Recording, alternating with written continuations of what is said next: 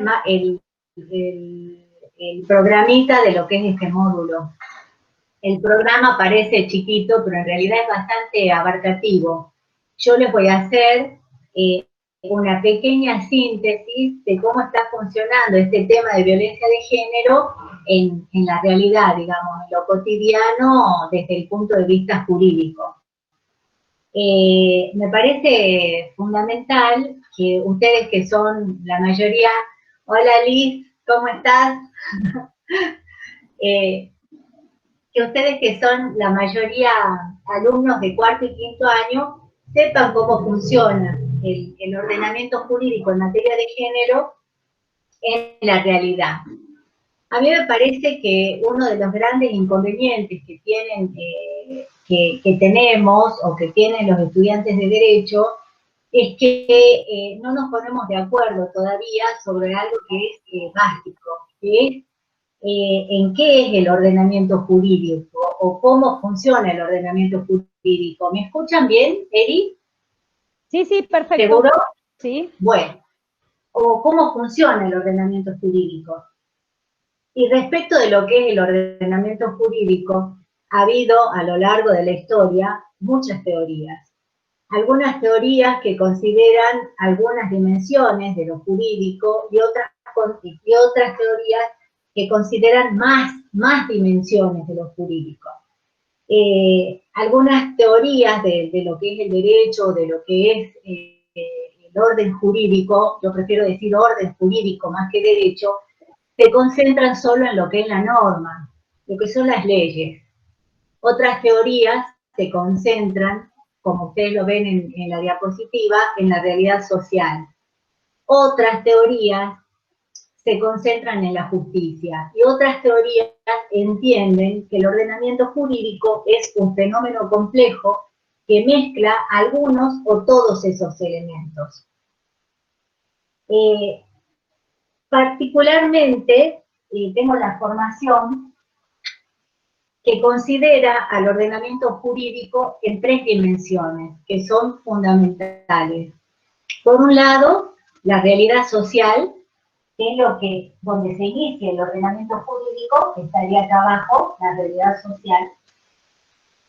Por otro lado, serían las normas, que están por sobre la realidad social, y por sobre la realidad social y las normas están los valores. El valor nuestro, el mayor de los valores nuestros, es el valor justicia. Bueno, ¿qué pasa en la realidad social? En la realidad social ocurren cosas, hay repartos que decimos de potencia e impotencia. Hay personas que reciben cosas que son buenas para la vida y hay personas que tienen obligaciones en relación a lo que es bueno para la vida humana. Esos se llaman repartos de potencia y repartos de impotencia. Y esos repartos que ocurren en la realidad social pueden ser horizontales, porque son personas que están en el mismo nivel, o pueden ser verticales, de arriba hacia abajo. Son los repartos de la autoridad. En esos repartos ocurre siempre esto, potencia e impotencia, derechos y obligaciones. Esos repartos que ocurren en la realidad social están captados por la norma. La norma analiza la realidad social y los legisladores crean la norma en base a la realidad social. Otras veces, los legisladores crean la norma e inducen a la realidad social. Así funciona. Hay una íntima relación entre realidad social y norma. Estamos permanentemente vinculados con la norma. La realidad social se vincula permanentemente. En general, la realidad social va retrasada en relación a la norma. Ocurren cosas en la realidad social que la norma no capta. Otras veces, la norma es anterior a la realidad social y la norma crea conductas. Esa es la otra posibilidad.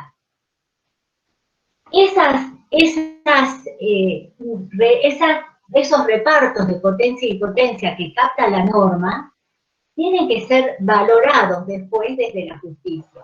Es decir, una vez que nosotros aplicamos la norma a la realidad social, tenemos que ver si se concreta este valor, el valor justicia. Esta teoría que yo les menciono es la teoría trialista del mundo jurídico, que entiende que el mundo jurídico es realidad social, descrita e integrada por la norma y valorada desde la justicia. Entonces, no podemos decir que se hace justicia si estamos viendo solo la norma. No podemos decir que se hace justicia si estamos viendo solo la realidad social. Y no podemos analizar norma y realidad social sin hacer un juicio de valor, que es la justicia.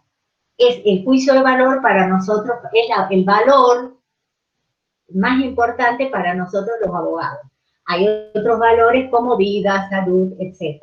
En este rango donde está la justicia hay otros valores del mismo nivel, pero el valor con el que se rige el mundo jurídico es el valor justicia. Entonces nosotros tenemos que valorar siempre desde la justicia.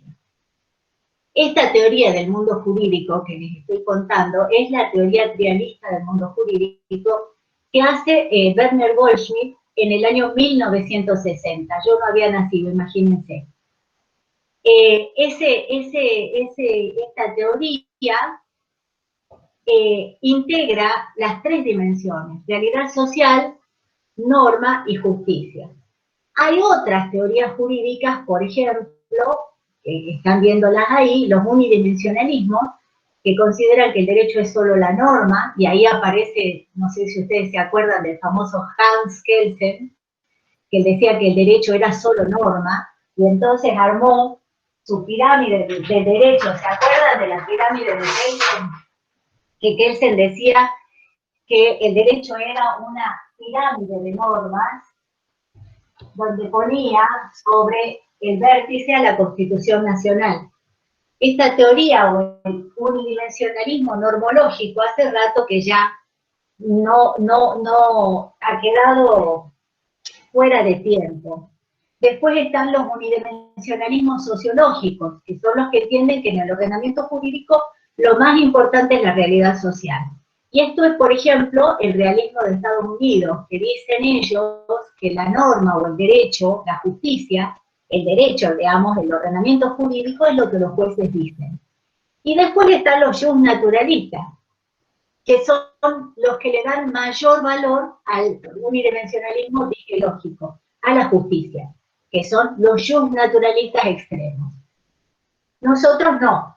Como dijimos, para mí es mucho más fácil analizar cualquier fenómeno jurídico desde el punto de vista del trialismo jurídico. Realidad social, descrita e integrada por la norma y valorada desde la justicia.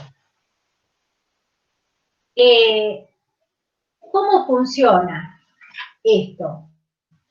Vamos al sistema de normas, por favor, exactamente, en materia de género.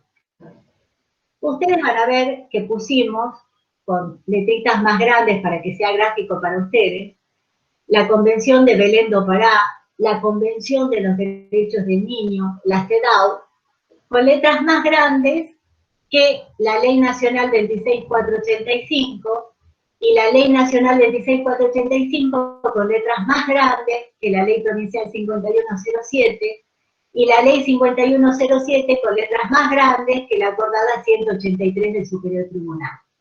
¿Por qué? Porque en esto le seguimos dando la razón a Kelsen, que era el unidimensionalista normológico, que decía que las normas tienen distinto valor o distinta trascendencia.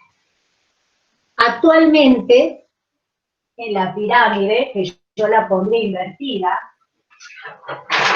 a la pirámide de Kelsen yo la haría al revés, yo la haría invertida, yo haría la base arriba, ustedes no lo van a ver ahí, pero yo a la pirámide de Kelsen la haría invertida. Pondría la base arriba y el vértice abajo. ¿Por qué? Porque en las convenciones internacionales Convención de Belén do Pará, CEDAW, Convención de los Derechos del Niño, tienen que hacer sombra al resto del ordenamiento jurídico. Es decir, que yo tengo que analizar el ordenamiento jurídico siempre desde la luz que me dan las convenciones internacionales. Las convenciones internacionales me van a iluminar el resto del ordenamiento jurídico. Y entonces entendemos por qué el trialismo jurídico dice que los valores y los principios están por sobre las normas y la realidad social. ¿Por qué? Las convenciones internacionales son las que en realidad enuncian principios, enuncian valores. Más que reglamentar, que es lo que hacen las leyes y los decretos, las convenciones internacionales nos dan principios y valores.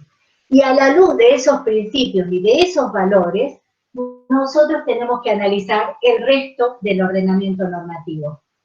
Entonces, son más importantes las convenciones internacionales porque tienen valores y principios y le siguen en orden de jerarquía las normas, en primer lugar las normas nacionales que rigen en todo el país, después las normas provinciales y por último las normas de procedimiento. ¿Por qué por último las normas de procedimiento? Porque el procedimiento sirve solo para hacer efectivo el derecho de fondo. Si el procedimiento no me sirve para hacer efectivo el derecho de fondo, yo tengo que dejar de lado el procedimiento. Como ustedes son alumnos de cuarto y quinto año, imagino que ya habrán visto la teoría general del proceso. Ustedes saben que dentro de la teoría general del proceso hay distintas corrientes. Tenemos la de Alvarado Belloso, que era mi profesor, que entendía que el juez tiene que ser solo un árbitro mirando el proceso y no intervenir. Y tenemos las nuevas teorías de procedimiento, que dicen que el juez tiene que intervenir en el procedimiento y tiene que tomar medidas para hacer efectivo el derecho de fondo. Y que por cumplir el procedimiento no puedo dejar de hacer efectivo el derecho de fondo, todo lo contrario. En cuanto el procedimiento no me sirve para cumplir el derecho de fondo, tengo que dejar de lado el procedimiento.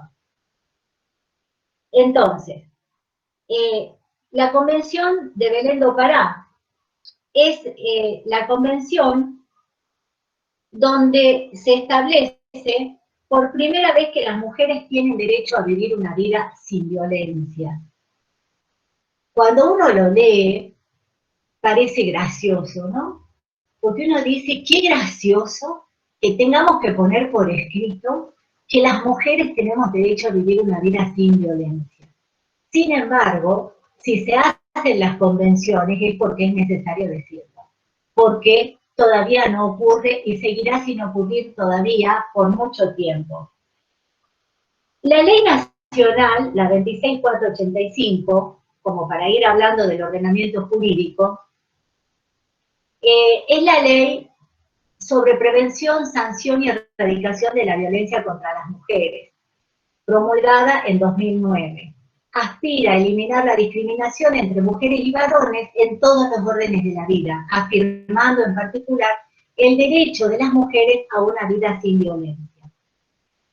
A nivel provincial, nosotros lo que tenemos es la ley 5107, que es la ley de violencia familiar. No es una ley específica para proteger la violencia en contra de las mujeres, sino que protege para proteger la violencia familiar, que es todo maltrato a la salud física o psíquica o violación de derechos de las personas, sean estas mayores o menores de edad, incluyendo actos de abuso sexual.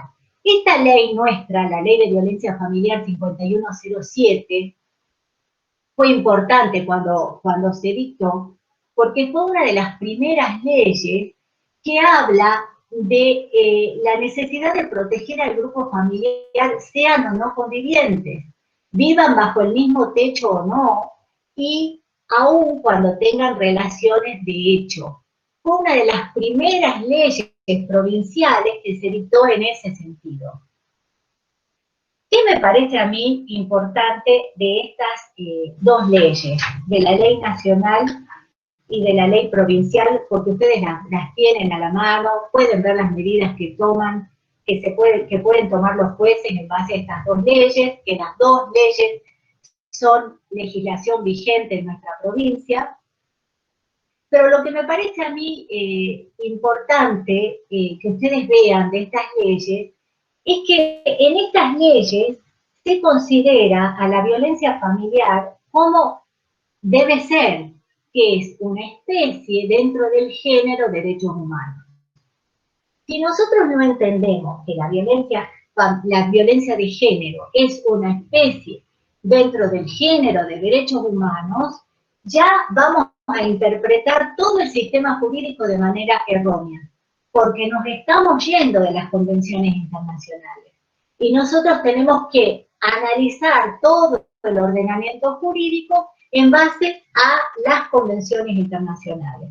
Y las convenciones internacionales, todas, hablan del respeto a los derechos humanos. Entonces, si no se entiende que el derecho de las mujeres es una especie, o las leyes de violencia de género son una especie dentro del género derechos humanos, no vamos a poder entender nunca cómo funciona el ordenamiento jurídico.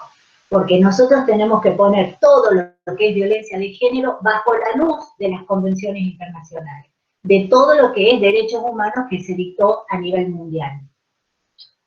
En este momento se está analizando, como ustedes habrán escuchado, también la posibilidad de dictar una ley de emergencia en la provincia de Jujuy. Porque como ustedes vieron,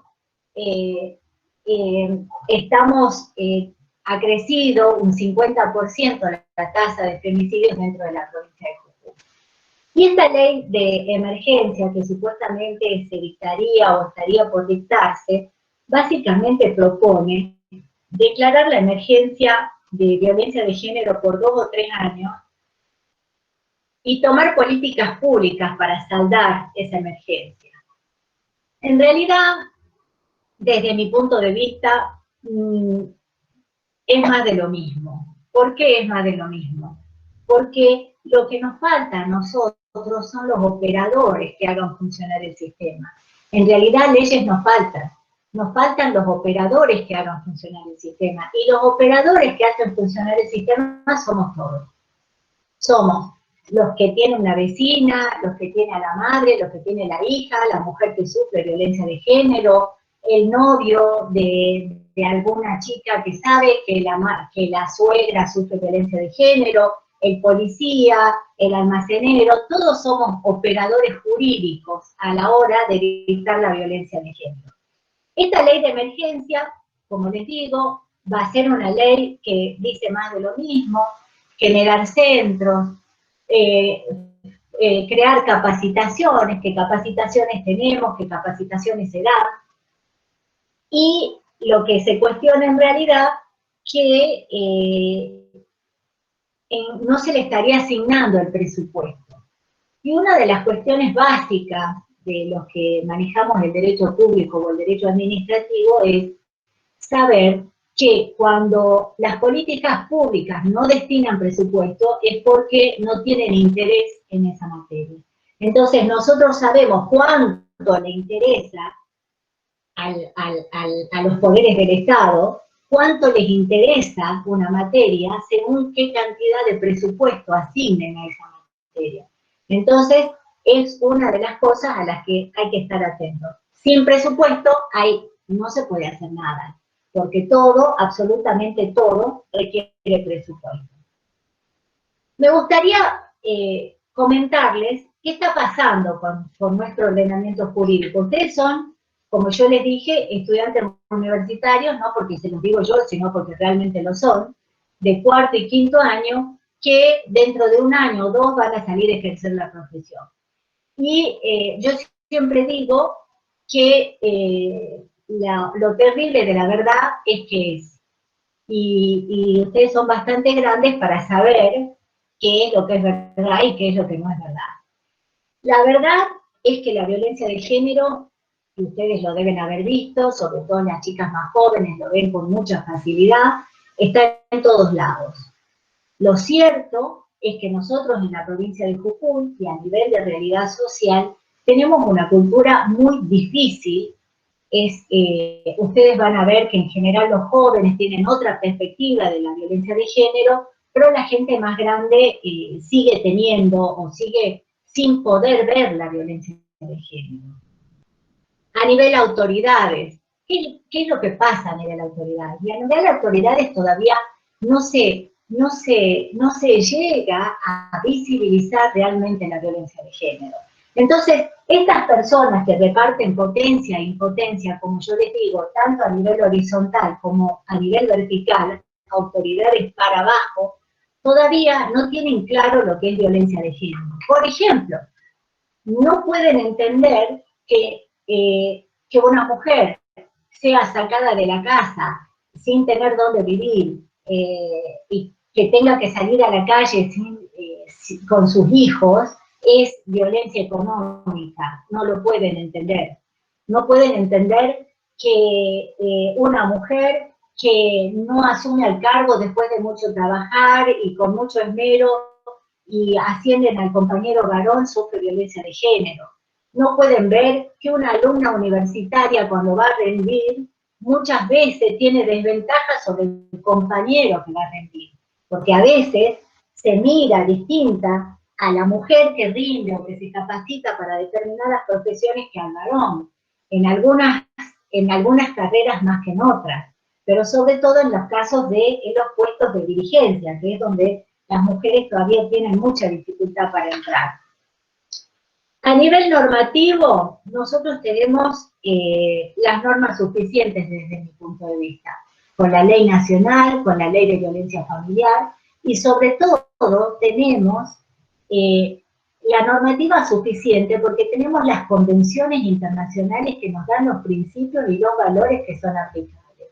Entonces, ante una laguna legislativa, ante cualquier situación que no esté contemplada por las leyes, nosotros tenemos que ir a las convenciones internacionales y las convenciones internacionales nos van a dar luz sobre la forma en la que tenemos que interpretar el ordenamiento jurídico.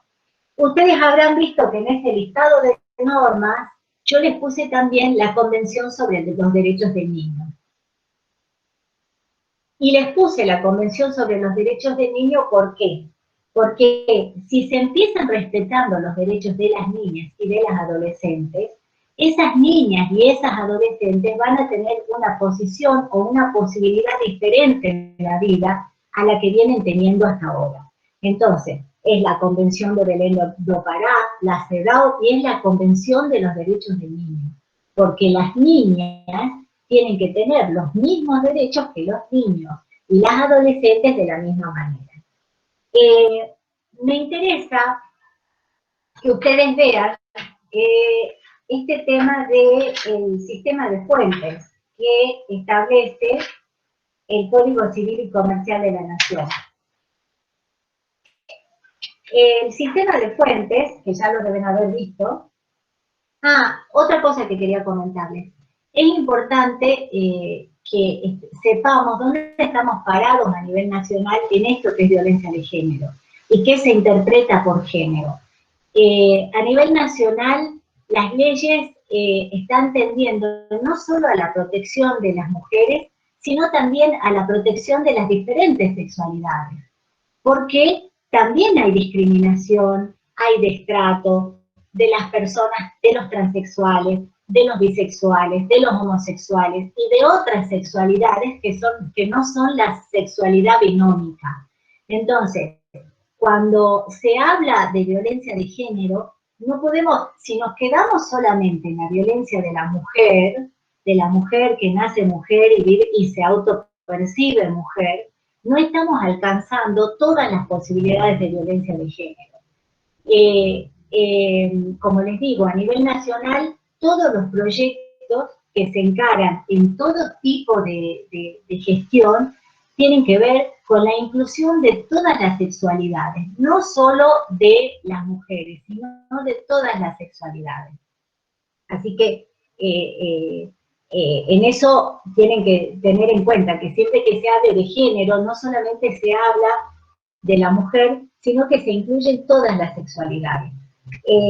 Me parece importante que veamos un poquito lo que sería el sistema de fuentes que tiene el Código Civil y Comercial de la Nación.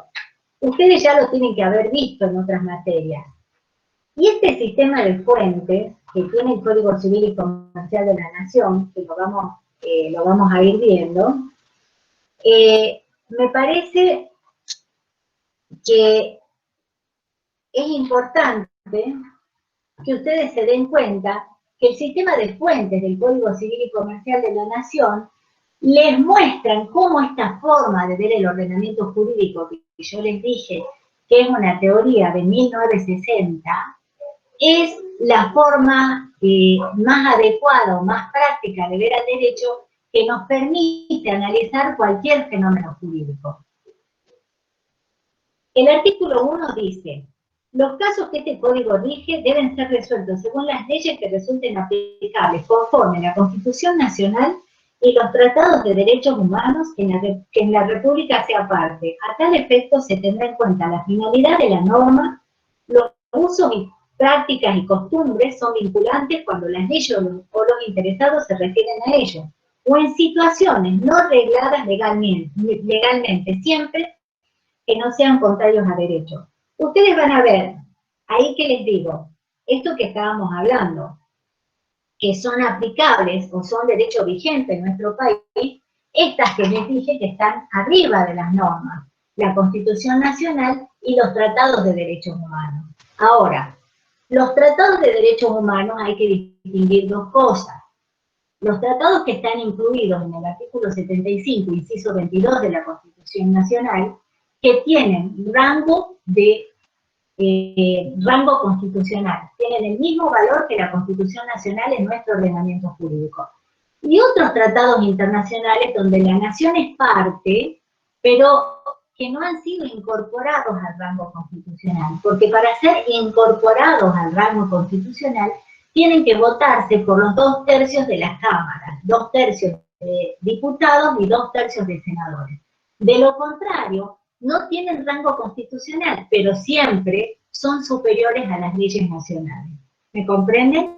O sea, tiene que distinguir dos tratados de derechos humanos, los tratados que forman parte del 75, inciso 22, o que se incorporen con los 2/3 de los votos de las cámaras, y los tratados que no se incorporen con los 2/3 de las cámaras, que esos tratados no tienen jerarquía constitucional, pero son superiores a las normas vigentes.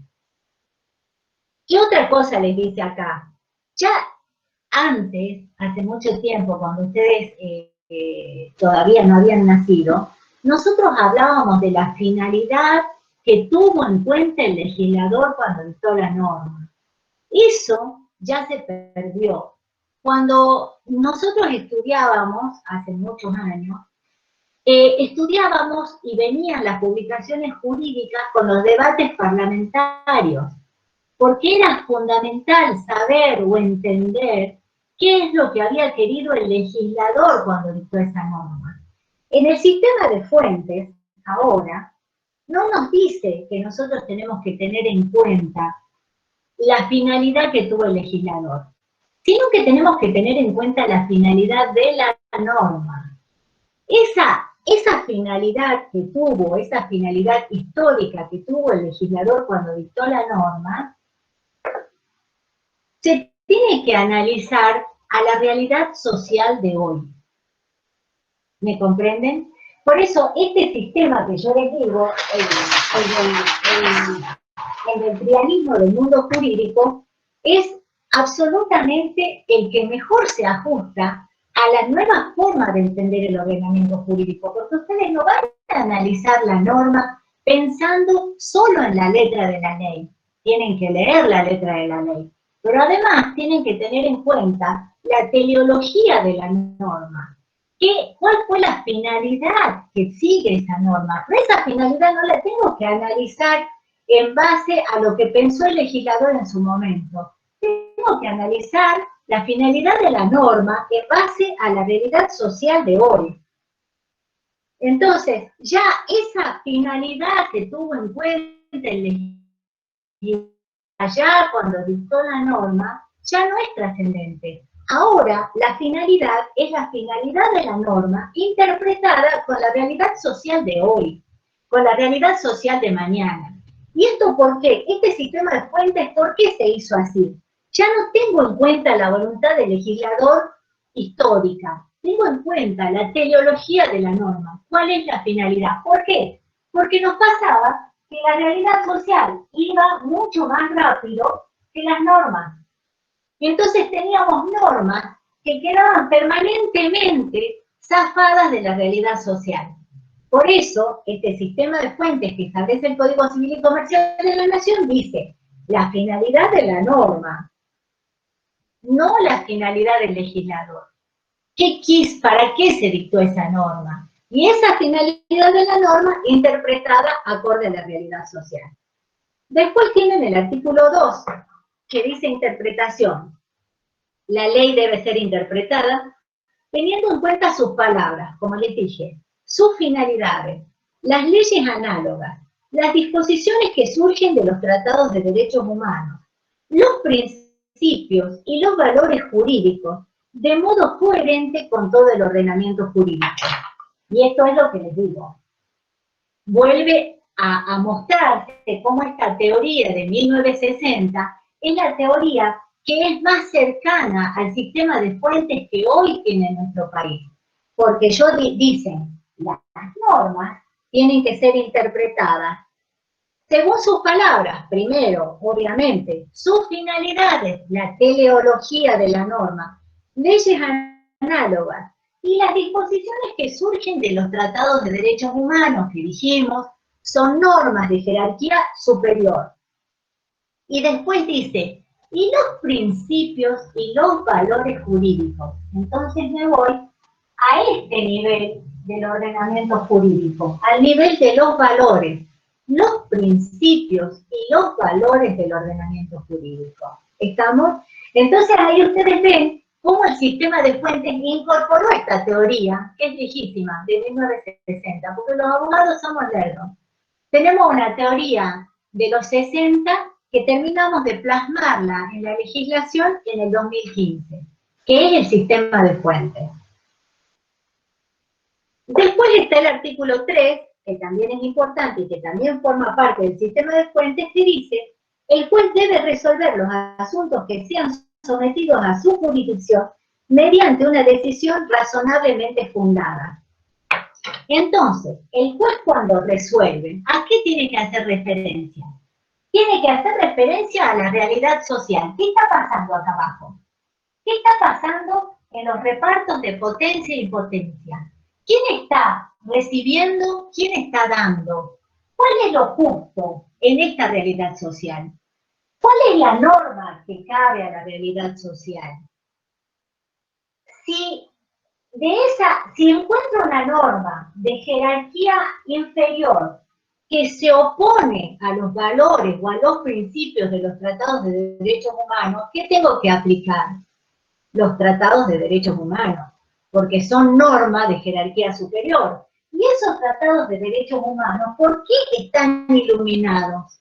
Los tratados de derechos humanos están iluminados por el valor justicia y por todos los valores jurídicos. Entonces, cuanto más ascendemos en la jerarquía de las normas, más nos acercamos a los tratados internacionales y más nos acercamos a los principios y a los valores jurídicos. Para mí, como enseñaron cuando iba a primer año de la Facultad de Derecho, Introducción al Derecho, Ordenamiento Jurídico, ¿cómo se resuelve un caso? Ustedes para resolver un caso no tienen que saber derecho, ni tienen que conocer las normas. ¿Qué tienen que saber sobre todas las cosas? Los principios jurídicos, los valores. Entonces, supongamos, ustedes tienen lo que nosotros llamamos ponderación de derechos. Tenemos, por ejemplo, una obra social que dice que no va a cubrir la necesidad de una persona trans de someterse a cirugías estéticas o lo que considere por su sexualidad autopercibida. Y por otro lado, tenemos a la obra social que dice, si nosotros empezamos a cubrir todas esas cosas, nos fundimos. Ahí tenemos dos rangos de valores diferentes. Por un lado, el valor económico o el valor rentabilidad. Y por otro lado tenemos el valor salud, porque si yo no le reconozco, si la obra social no le reconoce a la persona trans el tratamiento de hormonas, y se lo va a hacer sin asistencia médica. Se va a comprar las pastillas que le den, va a ir a cualquier médico, va a acudir a otras personas trans que lo asesoren de cómo, de las hormonas que tiene que consumir. Entonces ahí tenemos dos valores. Entonces, en la ponderación de valores, ¿qué va a valer? La rentabilidad de la obra social o el valor salud de esta persona. Fácilmente el valor salud. Y eso es lo que ustedes tienen que tener en cuenta. Después iremos a las normas. Iremos a las normas a ver qué pasa con las sexualidades diferentes, iremos a las normas de las obras sociales, iremos al vademecum de las obras sociales, iremos a todas las normas inferiores, pero ustedes con los principios y los valores, con la ponderación de derechos, tienen resuelto el caso. O sea, a ustedes les van a pedir asistencia jurídica. Ustedes tienen que hacer, lo primero que tienen que hacer es ponderación de derechos. Cuando ustedes hacen la ponderación de derechos, tienen resuelto el caso.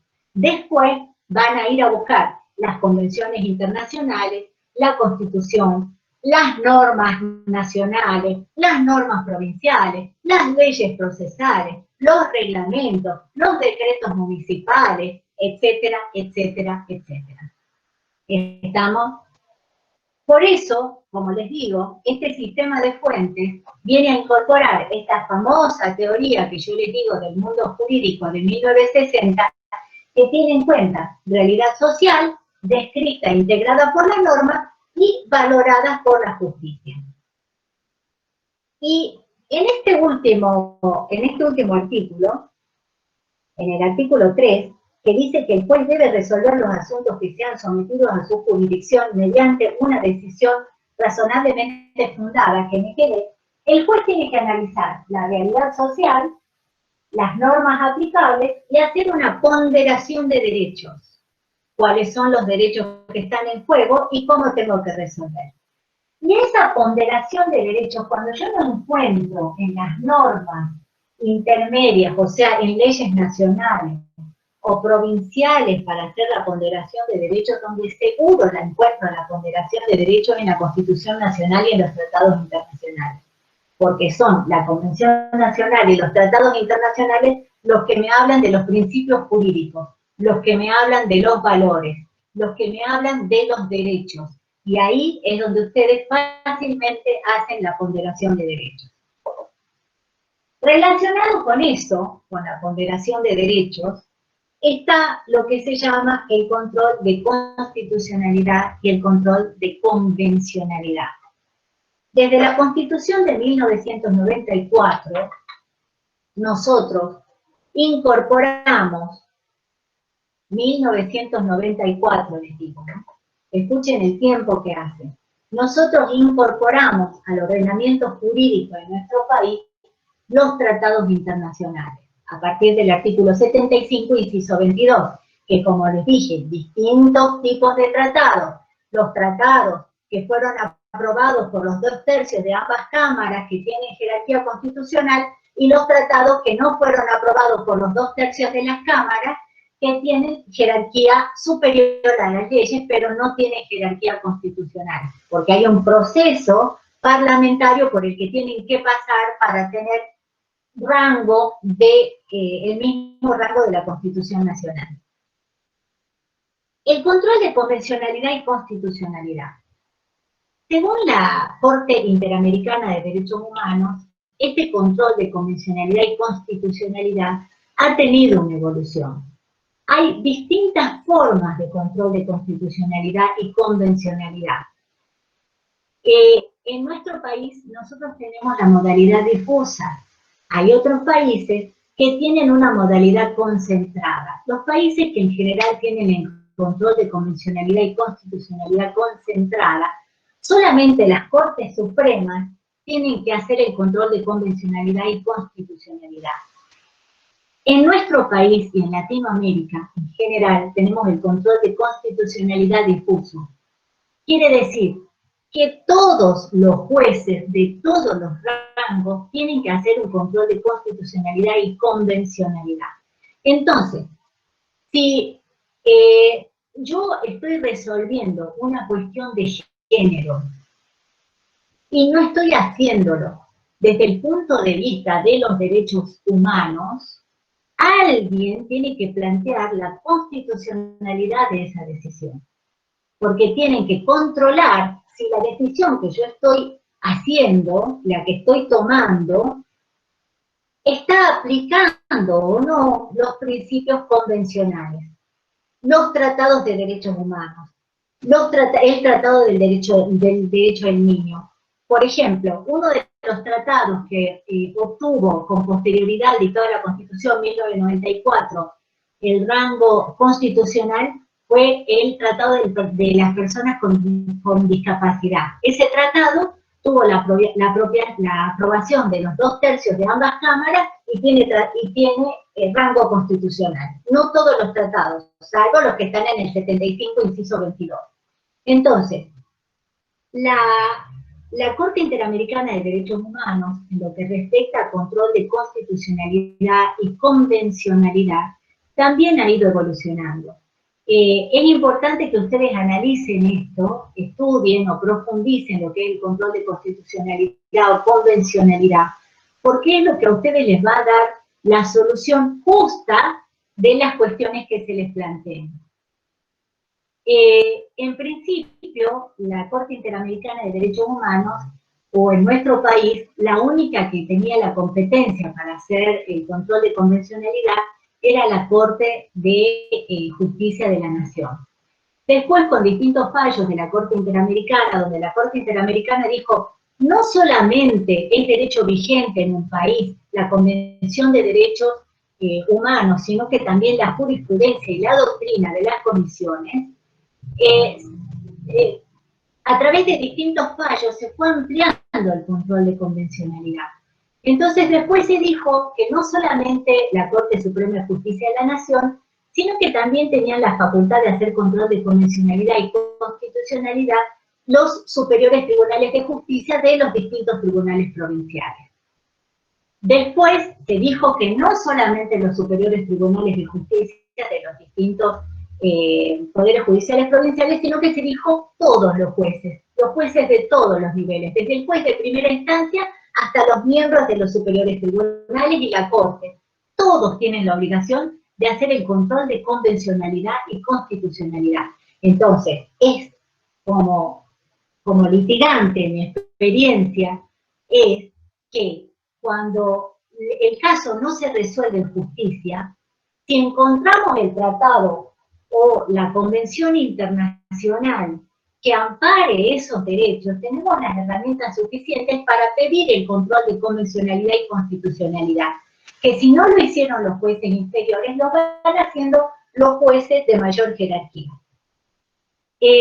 Hubo distintos fallos y después se dijo que la Corte Interamericana dijo que no solamente los jueces tienen que hacer el control de constitucionalidad y convencionalidad, sino que también lo tienen que hacer los 3 poderes del Estado.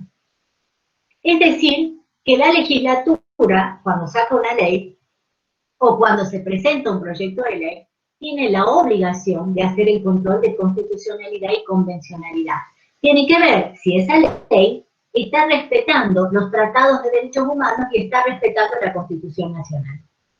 Lo mismo el poder ejecutivo, lo mismo la administración pública. Si la administración pública dicta una resolución contraria a los derechos humanos, las autoridades que dictan esta resolución están incurriendo en una responsabilidad funcional. ¿Por qué? Porque tienen la obligación, todos los funcionarios de la administración pública, de hacer el control de constitucionalidad y convencionalidad. Entonces, a mí me parece que con los tratados internacionales de derechos humanos conociendo los tratados de derechos humanos, la Convención de los Derechos del Niño, la Convención de Belén do Pará, lo que dice la CEDAW, lo que dice la Corte Interamericana de Derechos Humanos. Y haciendo la ponderación de derechos, tenemos para resolver absolutamente todo. Y no necesitamos más leyes.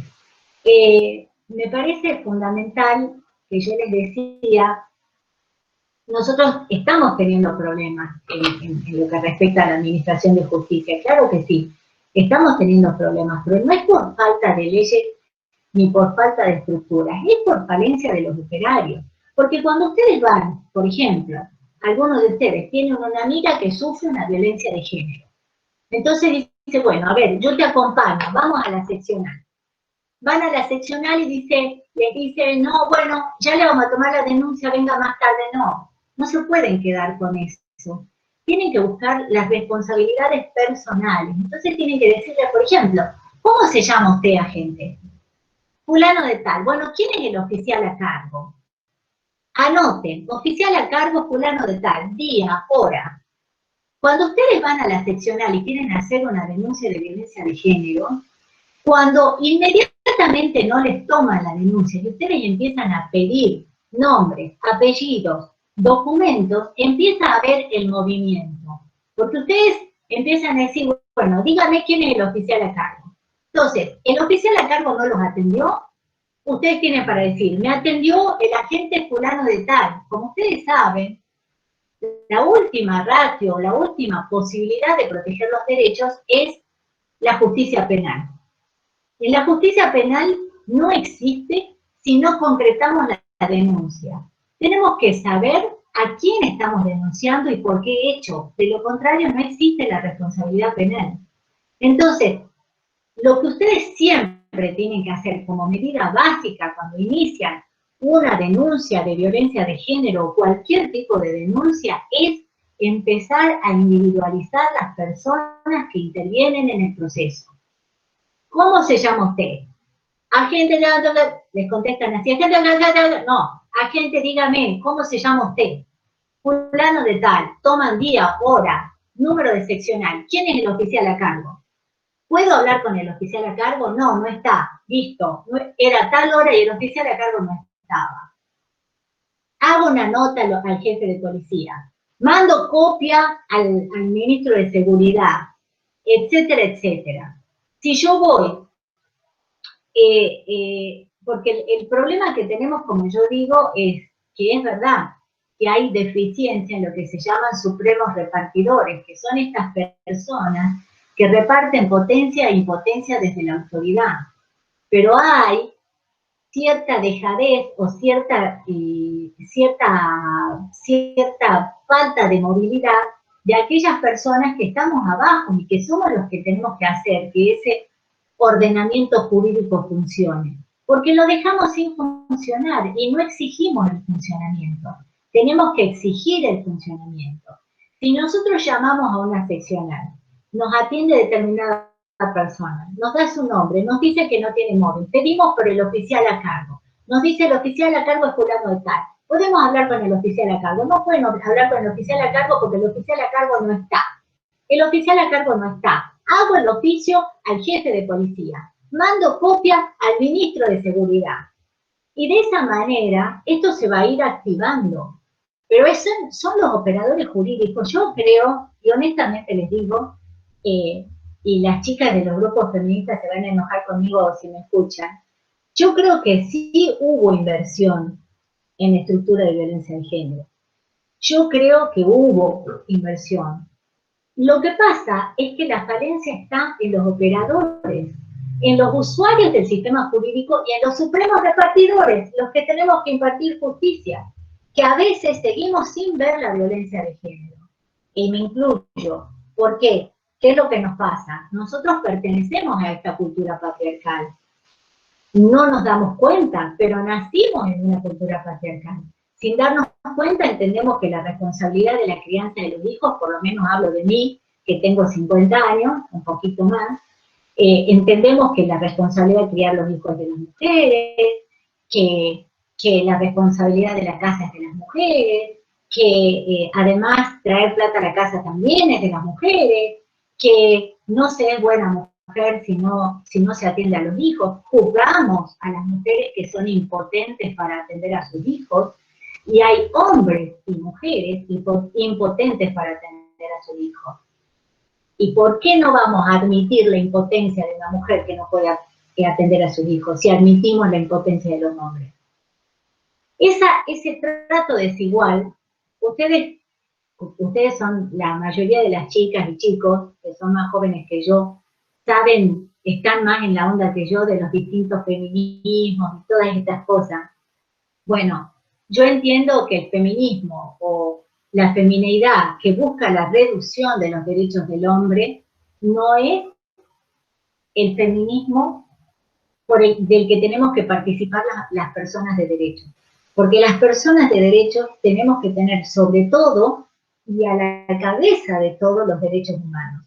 Y los derechos humanos son de los hombres, de las mujeres, de los niños, de los discapacitados y de las distintas sexualidades. Entonces, si no analizamos el ordenamiento jurídico sobre la base de los derechos humanos, me parece que no estamos entendiendo cómo funciona el derecho. Y que otorgar el derecho a unas personas no significa de ninguna manera reducir el derecho de otras, que serían hombres, ancianos, etc. Yo, como les digo, espero que ustedes, mi idea, o lo que yo quería mostrarles, es cómo es la dinámica del ordenamiento jurídico, que ustedes entiendan cómo funciona esto, porque lo que tienen que hacer es hacerlo funcionar. Yo creo que las estructuras están, en el último gobierno se han creado 2 juzgados de violencia de género acá en la capital y un juzgado de violencia de género en San Pedro. Ahora están funcionando en Perico y en otro lugar más, no me acuerdo dónde más. Hay seccionales que atienden las denuncias de género. Está la Secretaría de la Mujer, la Secretaría de Paridad de Género, que recibe las denuncias, que tiene equipos, a los que bajan proyectos que les brindan asistencia a las mujeres. La Secretaría de Paridad de Género que funciona en la calle Sarmiento, hay un grupo de trabajo excelente de colegas jóvenes, que si alguna colega no sabe cómo hacer la denuncia y no quiere derivar a la persona a la Secretaría de Paridad de Género, se acerca ahí, las colegas la asisten, les enseñan, les indican, ponen a disposición los equipos interdisciplinarios. Se reciben denuncias también en la Defensoría Civil. Lamentablemente la Defensoría Civil no tiene equipo de trabajo para atender de manera interdisciplinaria la violencia de género, pero el asesoramiento jurídico lo van a tener, si tienen otra forma de recurrir a la interdisciplina. En fin, también a nivel nacional, la municipalidad también tiene su Secretaría de Género que trabaja muy bien. O sea, yo creo que el Estado ha hecho inversiones, y de verdad creo que ha hecho inversiones en género. Lo que sí tenemos que aprender es a no dejarnos engañar. Cuando hay una emergencia como la que tenemos, hay que buscar a dónde está el problema. Y no que nos saquen una ley que no nos va a servir de nada. Porque una ley que dice lo mismo que estamos haciendo, que vuelve a crear organismos que ya están creados para calmar el ánimo de la sociedad, no nos sirve. A nosotros lo que nos sirve es hacer funcionar todas las estructuras para las que el Estado ha hecho inversión, porque esa inversión es dinero del Estado. El dinero del Estado es dinero nuestro. Y la obligación que tenemos nosotros como ciudadanos y como operadores jurídicos es hacer que esas estructuras funcionen y buscar la responsabilidad de aquellos que no están haciendo funcionar los órganos del Estado. Así que bueno, no sé si me quieren preguntar algo, si quieren que profundicemos en algo. A mí me parece que las leyes son muy cortitas. La ley de la nación es sobre todo, habla de políticas de Estado. Si ustedes se fijan, lo que tiene es muy poquito, el procedimiento no es aplicable para nosotros, tiene las medidas que se puede tomar, y habla de las políticas públicas. Y ahí eso me parece que es algo también en lo que hay que trabajar, porque ahí habla de las políticas públicas, de todo lo que va a hacer el Estado. Y lo que tendríamos que averiguar es si el Estado Nacional realmente ha hecho una inversión presupuestaria para toda esa estructura que ha creado en la ley nacional. Si ese presupuesto en realidad llega para todo lo que dicen que tiene que llegar. Porque lo que nos falta también es eso, el control ciudadano, porque decimos, hay presupuesto, pero efectivamente llega, efectivamente se destina a lo que dicen que tiene que estar destinado, y eso es lo que no sabemos. Entonces, me parece que más que leyes, como yo les dije, los tratados internacionales, la Constitución Nacional son leyes que sobran. Con eso nosotros tenemos para hacer funcionar el ordenamiento jurídico. Y si se van a hacer leyes, y ustedes intervienen, opinan, etcétera, desde mi punto de vista, tienen que ser leyes que integren a todas las sexualidades, porque para ahí va la cosa a nivel nacional y en el mundo desarrollado. Si nosotros no integramos a las personas trans, a los bisexuales y a los otros tipos de sexualidades, nos estamos quedando de nuevo atrás. Así que bueno, escucho si me quieren preguntar algo, si tienen alguna duda. Les cuento que la virtualidad no es lo mío, no entiendo nada porque no me gustaría ver las caras de los alumnos para ver si entendieron, no entendieron, si se aburrieron, si no se aburrieron, si les sirvió o no les sirvió. Me gusta el intercambio, pero bueno, es lo que hay ahora. Cuando sean otras épocas, haremos otras cosas. Les quería comentar que me decía la licenciada Montenegro que tienen que hacer un trabajito. El trabajito que a mí me interesaría, pero que es sobre todo para aprendizaje de ustedes, es que dentro de la comunidad universitaria, a la que ustedes pertenecen, vean casos, visibilicen casos de violencia de género y armen proyectos para evitar esa violencia de género. Pero un proyecto no al vacío. Si necesitan presupuesto, tienen que decir de dónde van a sacar el presupuesto, cómo lo van a hacer. No soy exigente, me interesa que ustedes me cuenten. En realidad, lo que les estoy pidiendo es porque quiero chusmear, quiero saber qué tipo de violencia de género hay en la universidad, qué es lo que está pasando. Si a ustedes se les ocurre algún proyecto para que esa violencia cese. Por ejemplo, si ustedes me dicen, queremos que haya un baño que no diferencie hombres y mujeres, qué sé yo, no, me tienen que decir dónde va a ser el baño, de dónde van a sacar el presupuesto, etcétera. Y cómo visibilizar casos prácticos donde ustedes estén visibilizando la violencia y qué proyectos se les ocurre hacer y cómo lo podrían plasmar. La idea es que yo me entere de qué está pasando en la facu, nada más. No, que ver que ustedes pueden ver la violencia y que tienen idea de que todo tiene solución. Los escucho si alguien quiere preguntar algo. Abrimos el debate y también si quieren y no les gustan las cámaras, pueden hacerlo vía chat, que yo puse ahí, que cualquier pregunta la podían hacer por el chat.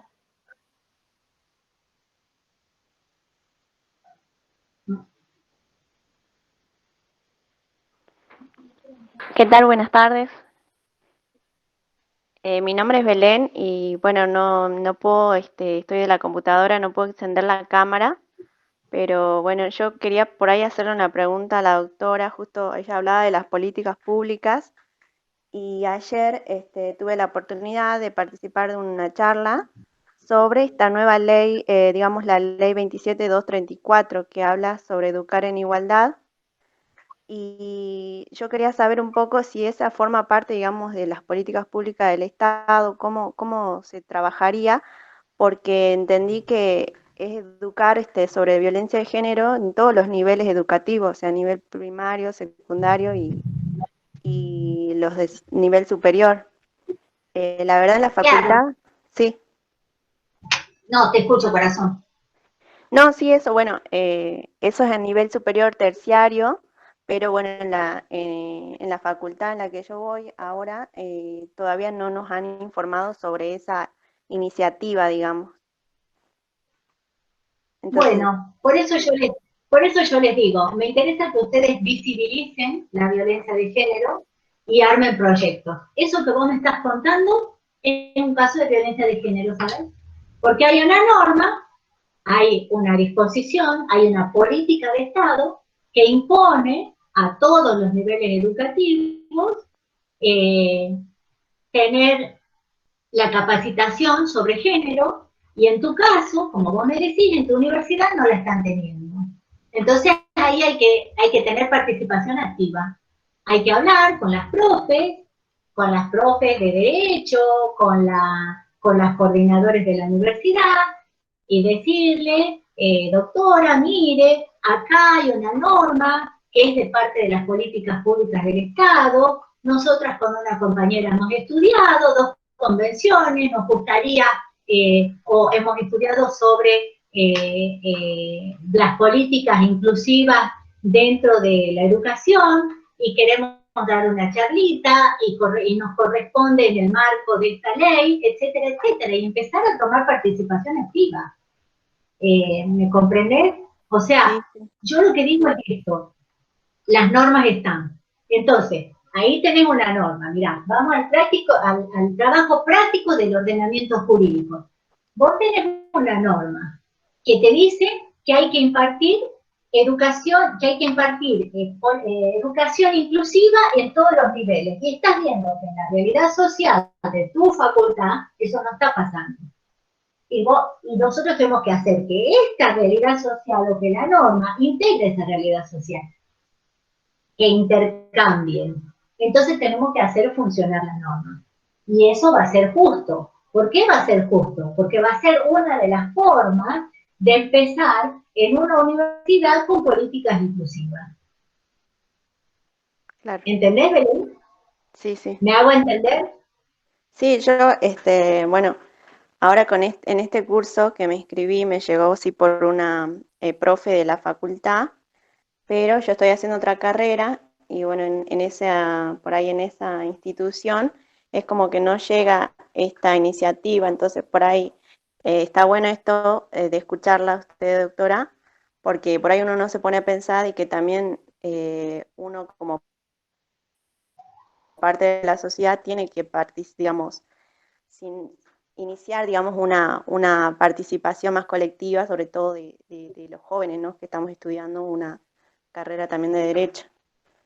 Pero sí, Sí, yo pienso que es fundamental. Mirá, no sé si le contaba yo a la licenciada Montenegro que me impresioné la última vez que entré a una carrera de ingeniería de la Nacional de Córdoba, y cómo los chicos toman iniciativa con estas cosas, ¿no? Porque las facultades de ingeniería, ustedes se imaginan que siguen siendo bastante discriminadoras, y las chicas o las personas de sexualidades diferentes que van a esas facultades tienen que tolerar comentarios de docentes, de directivos, etcétera. Entonces, ¿qué es lo que habían hecho? Estoy hablando de una universidad pública, no lo vayan a hacer ustedes en la universidad porque los echan y después me culpan a mí. Pero habían tomado una pared de cemento y con corrector escribían frases, días y horas y autor. Frases discriminatorias. Yo les digo, no es lo recomendable. Lo recomendable para mí siempre es la institucionalidad. Uno hacer una nota, hacer el planteo como corresponde y no tener este tipo de actitudes. Pero a veces la gente entra en tal nivel de desesperación porque hace la presentación administrativa, hace lo que tiene que hacer y no lo consigue. Yo me parece que las personas que somos de derecho tenemos que ir por la vía institucional. O sea, intentar hacer la notita, hablar con los directivos, fijarse qué docente les da cabida para estas cosas, si algún docente de extensión universitaria, si la docente que tiene a cargo la salud mental del establecimiento, qué sé yo, alguien tiene que haber que los escuche y que canalice el pedido de ustedes. Pero eso es un buen ejemplo, Belén. O sea, Muchas gracias. hacer cumplir la norma como estudiante, nada más que como estudiante, hacer cumplir la norma como estudiante, porque es tu derecho como estudiante. Eso está dentro de las políticas públicas del Estado para los estudiantes. Y vos sos estudiante, es tu derecho, es hacer valer tu derecho. Así es. Bueno, muchas gracias, doctora. Un corazón a vos. ¿Alguien más? No hay varones. ¿Martín se fue? ¿Martín Pastore se fue? No lo escucho, debe ser que se fue.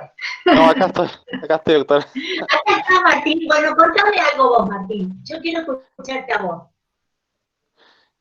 No, que me pareció muy buena su exposición, la verdad, para tener conocimiento de toda la normativa. La verdad que es muy completa la normativa, con todos los tratados, a nivel nacional y provincial. Lo que por ahí falta, es ver en la práctica, digamos, que siempre hay muchos problemas con respecto a este tema. Y no se puede comprender que con tanta normativa no existan soluciones, digamos, claras y concretas. Por eso te digo, Martín, con tanta normativa y con tanta estructura, me parece que los que fallamos somos los operadores, que nosotros somos los que tenemos que exigir y tenemos que pedir y tenemos que hacer que se cumpla. Porque sí, estructura hay y leyes hay. Sobre todo, siempre que tengamos un tratado internacional en cualquier materia, derecho de la mujer, del discapacitado, del adulto mayor, ustedes se van al tratado internacional y listo, tienen la solución al problema. Y buscan el control de constitucionalidad y convencionalidad. Se terminó, ahí lo resuelven. Yo lo veo así de simple, pero bueno, en la práctica hay que remar un poquito más. Y les digo yo, o sea, que les digo que ser defensora de pobres no es fácil, porque el defensor de pobres representa al pobre, y al pobre nadie lo quiere escuchar. Así que hay que remar para hacer escuchar al pobre. Y bueno, no es imposible, es posible. Así que ustedes también tienen que aprender a remar. ¿Alguien más? Martín, ¿sos el único varón? ¿Sí? Parece. Oh, Martín, bueno, me encantan los, ¿cómo es esto? Los aliados. Así se dice, ¿no? Los aliados. Bueno, chicos. Acá, doctora, sí. En el chat tenés unos saludos, felicitaciones a la expositora, muy precisas y relevantes sus explicaciones en relación a los documentos jurídicos internacionales referidos a violencia de género. La conferencia de la doctora Garay invita a múltiples reflexiones y nos actualiza en aspectos fácticos. Gracias al equipo organizador por la propuesta del día de la fecha. Acá la doctora Altamirano también te saluda. Excelente exposición, doctora María Julia Garay. La debida dirigencia es una de las obligaciones del Estado argentino, ya que adhirió a los tratados sobre derechos humanos. Bueno, muchas gracias. Muchas gracias por darme la oportunidad de estar con gente joven. Y bueno, ya cuando cambien las condiciones, haremos algo presencial que es más diverso, para que armemos el debate y todas esas cosas. Y no tengamos miedo de quedar grabados, de que nos escuchen y esas cosas. Bueno, ha sido un gusto y estoy disponible para lo que necesiten. Bueno, agradecemos a la doctora por esta clase que nos brindó. Va a quedar grabada para alguno que no haya podido asistir en este momento y la vamos a subir al Classroom más tarde. Así que bueno, también le agradecemos la presencia a la doctora Beatriz Altamirano, que hoy nos acompañó, porque ella, bueno, con sus múltiples ocupaciones, se hizo un espacio para estar hoy con nosotros, así que le agradecemos. Bueno, saludos a todos. Gracias a la OM. Gracias a la OM y a la doctora Altamirano que están luchando por los derechos de las mujeres. Y de verdad lo hacen y de verdad se dedican, así que muchas gracias. Y sigamos sumando. Bueno, hasta luego, ha sido un gusto. Sí, hasta luego. Hasta luego. Chao. Chao, doctora, hasta luego. Adiós.